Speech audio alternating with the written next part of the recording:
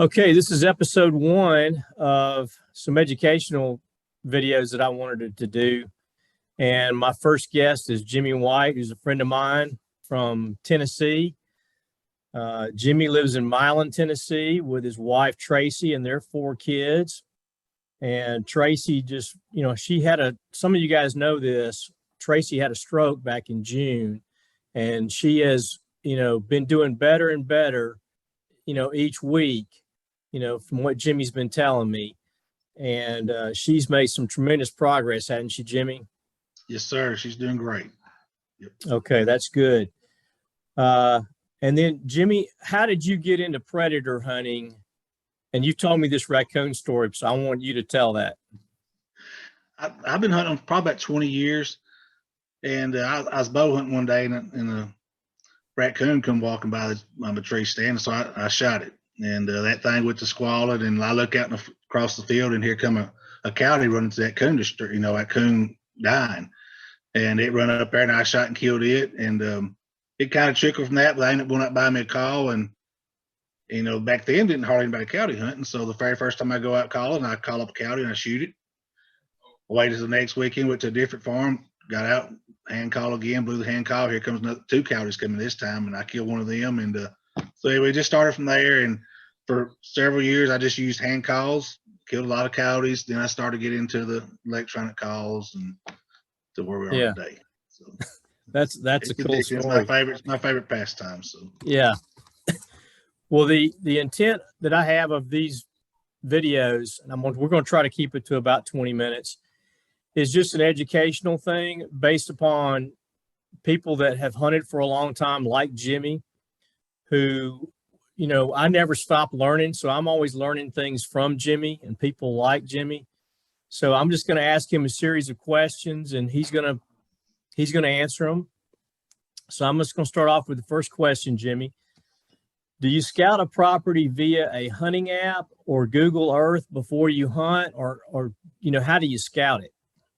I do most of mine on X maps. Whenever somebody calls, or if I run across a new property, I'll pull it up on X, which basically the same thing as Google, but it shows all the property lines, and I immediately just start looking for the cover, ditches, anywhere where it's potentially, going to hold a coyote, the sage fields and stuff like that. And with that on X maps, that's my main thing, and then talking to the landowners and stuff and asking about where they're seeing the coyotes and stuff. Okay. Yeah, and I use Hunt Stand, and there's a couple different ones that people tend to use. Right. And that rolls into the next question. I said, how important is it to ask the landowner where he or she has been seeing coyotes and like what time of the day? Right. Yeah. Now, of course, you hunt mostly at night, and even behind my house every night I got coyotes back there. But in the daytime, we never get one on trail camera. Never see a coyote in the daytime. So one of the big things I ask people: do you get daytime pictures? Do you see them when you're hunting? And of course, I get really excited when they say, "No, we get pictures in the daytime all the time, or we see them all the time when we're hunting." Because then I know that property is actually holding the coyotes during the daytime. Which at nighttime, they move around a lot. At daytime, you need to be on a property where they stay during the day. So yeah, close to their bedding area. Yes, and that's why I'm asking that farmer questions, or landowner, or hunter. That's what I want to know, where they see the coyotes at, where they get pictures at, where they hear them at when it gets dark, while they're out there hunting, because that's going to be where I focus on during the daytime when I go hunting. So, and that reminds me, sometimes you'll see coyotes moving different times of the day, right? And I can sort of equate it to, in the nighttime when you're asleep, you might get up and get something to drink, or you go to the bathroom. So they're the same way, aren't they? Where they're not sleeping all day long. Right. They're getting up and moving around a little bit. Yeah, but I don't think they get out and travel a lot. They might, when they're breeding and stuff, do some traveling. But a lot of time, I think during the daytime, they're pretty much near their core area. So if there's daytime sightings, that's where I want to hunt at during the daytime. So. Okay. All right. Upon entering a property, what are you thinking about regarding the stand setup, like the location, the proximity to potential bedding areas, wind direction, dwelling location? What are you thinking about when you? The first thing, of course, is the wind. I think it's the most important. So I'm thinking, I'm looking at the property, which way the wind's coming to determine where I want to enter the property from. And then I'm, of course, I've done probably picked out an area or two where I want to go hunt. But then I got to find some place where I can see. We hunt mostly fields, so I want a vantage point if it's available. Or sometimes it's not. We'll get in the woods with them. If we got good open woods, if the woods are thick, you pretty much got to stay in the field. But the main thing is the wind, and then kind of narrow down the areas where we're going to try to hunt at, and that's how we do it. Okay, yeah, I've noticed on some of your pictures and your videos that y'all do have some more open woods than I'm used to seeing down here. Right. I think Taylor Teets had a post the other day and it looked pretty open back in there.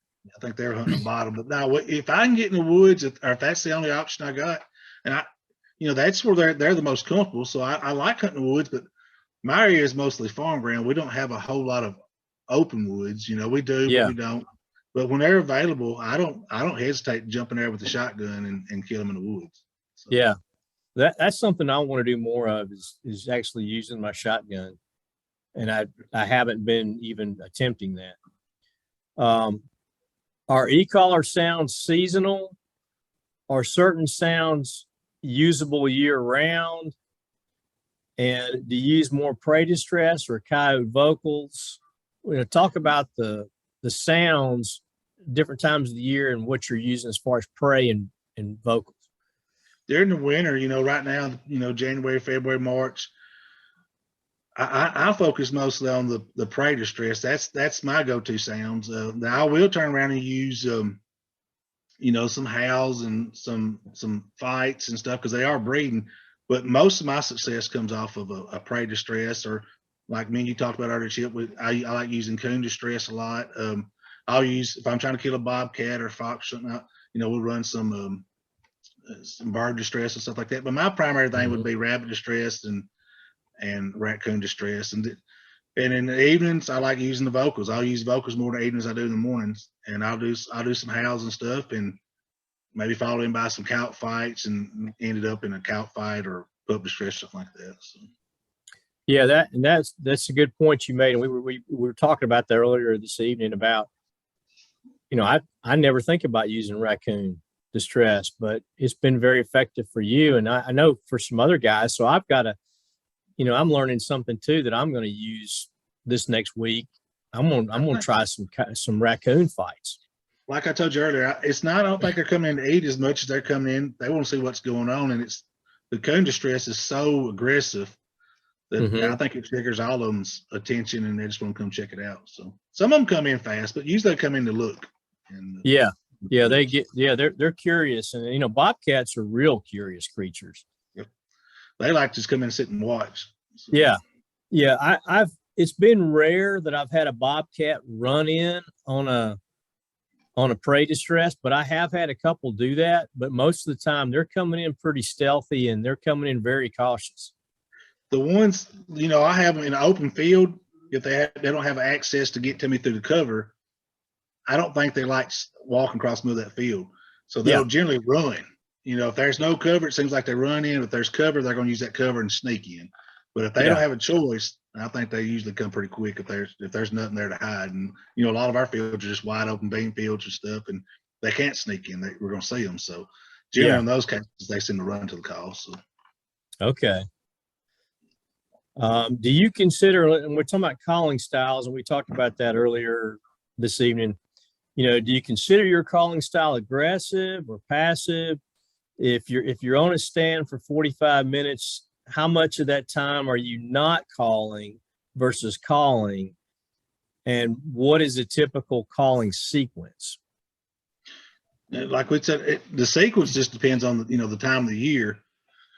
I tend to call aggressive. I don't have a lot of patience, and I don't pause a lot. And every calling style works for my patience level. I'll roll in. I'll start out usually this time of year. I'm gonna start out with prey distress. Probably 5, 6, 7 minutes, and then I'll probably pause for a minute or two, and then go into some howls and maybe a coyote fight and some pup distress. About 15 minutes is about the length of my stand. But I do a lot of contests, and I told you earlier, Chip, it's hard for me it's hard for me to slow down from that calling style. I want to cover a lot of ground, and we've got a lot of farms stacked on top of each other, and so it's easy to just jump up, run back to the truck, run down the road half a mile, and pull into the next farm. Versus sitting there on one stand for an hour or 45 minutes waiting on some coyotes just aren't interested. So yeah, you're right, and you and I are different in that aspect, but we're both successful at what we do. But and maybe part of it too is me just being a little bit lazy. I'm already out there, and I don't really want to have to, right. walk back and then go. So I'll stay on the stand an hour and a half, 2 hours at night, especially if it's a small property and I've only got one setup to do, or maybe two. Right. I mean, I'm going to sit there for, an hour and a half, and coyotes can wander in and out of your sound cone, like we talked about earlier. And I think that's the difference in daytime and nighttime hunting, where at night they're on their feet and they're moving. That's when they're the most active. The daytime, they're usually laid up somewhere. They might get up and move some, but they're nothing like they do at night, And so my stand set up, I'm trying to get right in their bedroom when I call. So usually I feel like they should be there in, 4 or 5 minutes anyway, because I'm sitting. If I pick my spot out right, I'm generally sitting right on top of them anyway. Yeah. And I got the wood in my favor and stuff. So usually it happens pretty quick. I'd say our average stand, we're done in less than 5 minutes. We got coyotes already in, but that's because we sit right on top of them to begin with. So yeah. And you're probably like me in that if you're doing a specific bobcat stand, you'll stay longer than the normal 10 or 15 minutes, because sometimes it takes 20, 30 minutes to get a cat in. Right. Yeah, a lot of times, of course, you just got to keep scanning those jokers, because they'll just ease up there and sit in the cover. You might see a cedar tree over there, and and he's just sitting under the cedar tree just watching you, and you just got to kind of pick that cover apart, because they're there. They just ain't coming on out to the field. So. And I would say that's an advantage of hunting them at night, because with thermal, you can see them sneaking around a lot easier. Right. And you can see them often, and you coming in the edge of a field and just sitting there. You can pick up that heat signature, and so it's a lot easier to hunt those at night. It's at least detecting them, Right. Yep, I agree. Okay, equipment. Shooting sticks. To use a stool. You're using a scope on your rifle. Right. Are you any particular type camo you like? The Ecollars, any cover scents, and decoys. So we're that's a lot to throw at you. That's a lot. Yeah. But I mean, if there's any one thing you want to talk about, just talk shooting about sticks. We use some simple shooting sticks. I don't have any nice bipods or tripods or anything like that. But the shooting sticks are key. A lot of times I take new hunters with me and stuff. They don't have shooting sticks. I make, I just don't think you can be an effective coyote hunter and not have some kind of shooting sticks. So that's key. I carry a stool not a lot now. I got to where I got tired of sitting on the ground. When you hunted together, I sit on the ground, but now I've got to where I sit in the stool a lot. Because of that copperhead. Because Chip was with me and I sit down on the copperhead. So I will never, ever, ever forget that. And you stabbed them with your little Debbie. You call them little Debbie sticks? That's right. We use some fiberglass electric fence post stakes is what we use. We make our own shooting sticks, and because we have a lot of kids and stuff, we lose a lot of sticks. And but as far as camo, I don't. I don't think you need any camo. I used to be big on wearing gloves, wearing face masks, and all that. I think it's overrated. If you sit still. I try to stay out of the sun. I try to give me a little backdrop. But if you got those two, you're sitting still in shade, and usually you'll be fine. And even if you got a white T-shirt on, they're not. During deer season, we go out coyote hunting. We got blaze orange on, a vest, and a hat. There might be 2 or 3 of us sitting side by side. I know that coyote can. I don't know. Maybe they're colorblind. I don't know. All I know is they never pay attention to it. They run in. Yeah. And there's no sense if you sit there and blaze orange and they don't pay no attention to that. Well, there's no sense in being all camoed up head to toe, because just sit still, you'll be fine. So. I agree. I still wear camo at night, and some guys laugh at me, but I'm trying to look. When you've got many moonlight at night, I'm talking like quarter of a moon or more. Right. You're pretty visible out there in the field. So I'm trying to get to a shade that's similar to the terrain I'm in. If it's a field, but I'll tuck up in the shade, like, you know, if I get the opportunity. And I have, you know, and like if the wind's right, like you said, if you're still and the wind's right, you've got those two, you know, You can get going away in from your like, face. they should get that call out away from you a little ways where that focus right on you. Now you'll get in trouble if you keep it out there. And I'm bad about sticking it 20 yards in front of me.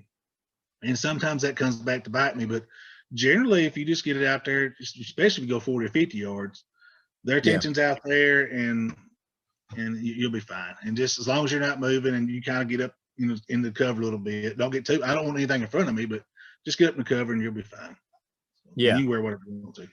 Yeah, I agree. And I have had coyotes run in from straight downwind and not even check up, you know, I mean, and I've had them come in and then check up, you know, that you can tell when they wind you, Right. you know, Right. but I've had some they're not paying attention to it, or I'm not sure what's going through their head, but they just keep coming.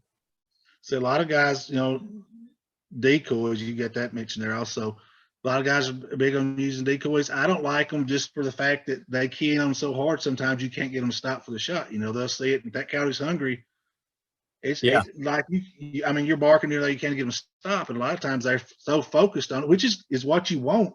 Yeah. But it could also be a bad thing if you're sitting there and it's hard to shoot a coyote at 50 yards and it's running wide open, you know. But a lot of times if they Yeah. of course, we're sitting there with rifles 90% of the time, and they come out in the field, and if it's 200 or 300 yards away, and you know, once they stop, if we want to kill it, we kill it. So yeah, I just assume not have a decoy out there, and it's just less you got to carry, but they're very effective. Yeah. Especially if you don't get them in shotgun range, they're really effective. But I've used this. Yeah. I'd rather shoot the rifle than a shotgun. So. And you know, and for me, it's one more thing I've got to carry. You know, right. At night, I've already got my backpack with my rifle slung on my back. I'm carrying my tripod, and I'm scanning with my other hand. I don't really have another hand to carry a decoy. Now, if I've got somebody going with me, I'm not bashful about asking them, you know, hey, you want to carry this? Because I think at night when you've got some moon, that a fawn decoy or something would be kind of cool to have out there because of the, you know, they can see pretty well with the moon. We've used the coyote decoys. We've used them some in the summer, you know, whenever the braiding stuff's going on, and with mixed results. You know, we've had them where big male comes out there and it wants to tear it all apart. He's running as hard as he can to it, charging it. We've also had some young dogs come out, you know, maybe young female or male that come out and see it and they're scared, they run off, you know. So yeah, they're pretty neat and they're pretty awesome to watch the ones that react to them, you know, just like kind of like turkey hunting. Some of them see a big tom just decoy out there, and another time they'd charge it, you know, come running right in and you kill it and reap them. Then you also have a time walk out there and he's, you know, maybe a little more timid or, you know, or scared, and he'll take off running, you know, from it. So yeah, those coyote decoys work, but they also get you in trouble sometimes too. Yeah, I've noticed that too about in the summertime when you've got the young coyotes out, and I can spot them out there. Like I'm talking like July, maybe August, even early September. And you start up with the prey distress. I've had sometimes they'll just run away from me, and I'm thinking that they're thinking something's got a hold of that rabbit, and it's probably bigger than me. Right. And so I don't want any part of it. And that's those young dogs in the summer. You'll see some of those personalities, you know, but there's very few of them, I feel like, that actually come to like some kind of pup distress or something. They hear it, and even some loud rabbit distress, you know, it will scare them, and they'll just take off running. But we usually keep it kind of soft. If we're targeting some young coyotes, you got to keep your calling soft, get in there close. But if you get aggressive with any kind of sound, it seems like usually it kind of turns them away. So. Yeah, and I've found that to be true as well. All right, once you shoot a coyote, what type sounds do you use to get other coyotes to come in? And how soon after you shoot do you start playing that sound? I usually it's always going to be, if I caught him one and killed it off of a prey distress, I might kind of start it with another kind of prey distress just to see if there's another one close. But a lot of times, especially if there's a pair comes in or multiple coyotes, then I'm gonna probably go right into almost immediately into a pup distress or maybe some challenge barks in a coyote fight, because you know their partner's laying up there dead. We done shot it, and most of the time they'll come back. I think a lot of times you shoot the male first, that female, she's they seem like they're smarter. They don't come back as much. But if you shoot that female first, I feel like the male will come back looking for his girl, you know. And but if you had a choice, had two in front of you, you shoot that female, and you can just about bet you can call that male back up. But if it's the other way around, that female, she's smart. She can come back, I don't think. Yeah, and but he's more likely to. I found that to be true most of the time too. You know, well, I had a triple last week that came in, and it just randomly turned out I killed both the males, and I was able to get that female to come back. But I was using like a softer pup distress, almost like, you know, I don't know if you're familiar, the Tebby piss and pup. Right. Okay, I use that, which is not is a less aggressive pup distress, and was able to get her to come back in. So, and I may have used some Pound Town on her too. I can't remember, to be honest with you. Right. But you're right. Most of the time, it's the female will bug out. All right. This will be our final question. What mistakes do you most often see beginners make? Well, for instance, like this week, I had a guy call me. He's wanting me to come hunt his property, and I didn't realize his son had a call, but his son went out yesterday and caught up a triple, and then he didn't get anything killed. But then he called me. He's like, he wanted me to go back out there yesterday evening with his son. But a lot of that just comes in. You know, the coyotes, they're crazy smart, and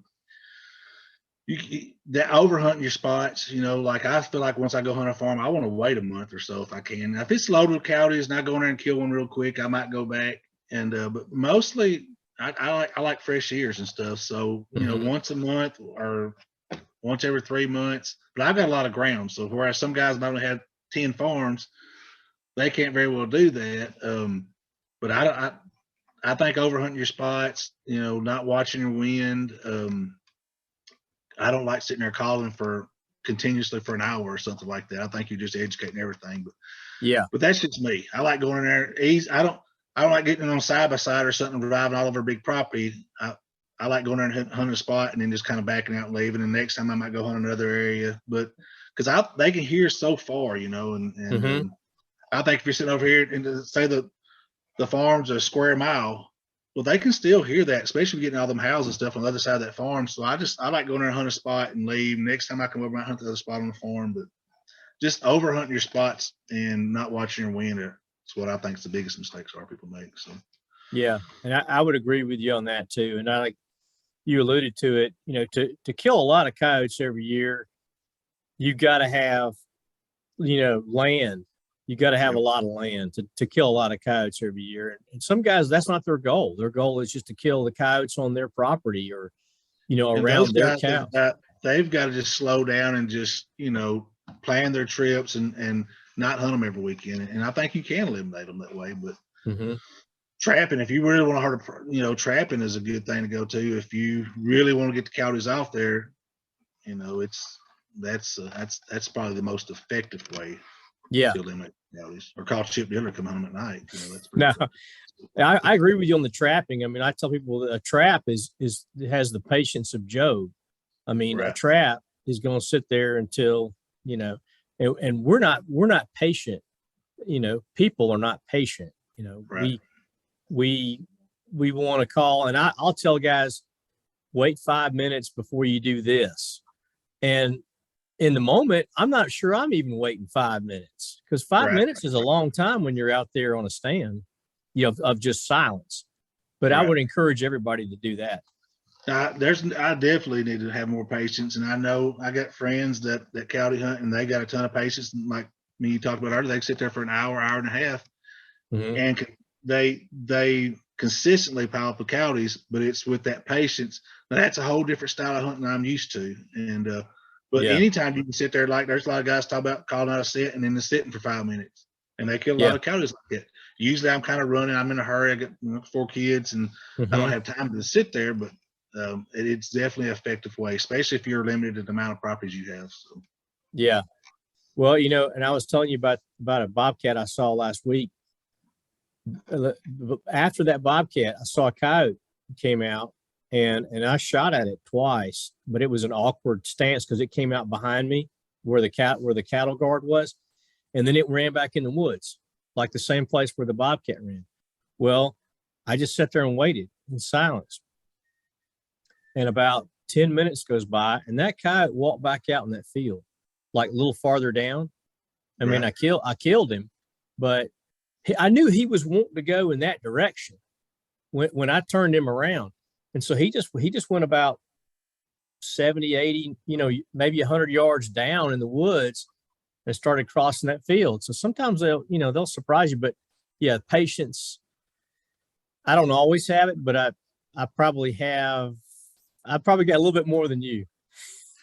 The tournaments mess me up. Like I said earlier, we do so many tournaments, and you want to cover as much ground as possible, and we want them dumb coyotes that ain't hurt any calls yet, and so we try to cover a lot of ground. Like I said, I think our average stand is probably 5 minutes or so, and when you kill a lot of coyotes in less than 5 minutes, it makes it hard to sit there for 20 minutes. So you want to hurry me to the next spot and try to get a bunch of dogs from the truck. So I agree. Well, all right. Well, that's about 25 minutes. So I think we'll cut it off there. But once again, this was, Jimmy White from Milan, Tennessee, a predator hunter extraordinaire, coyote killing machine. And we'll end it now, but we'll be back with another episode soon. Appreciate you, Chip. Thanks for inviting me. Hey, thanks.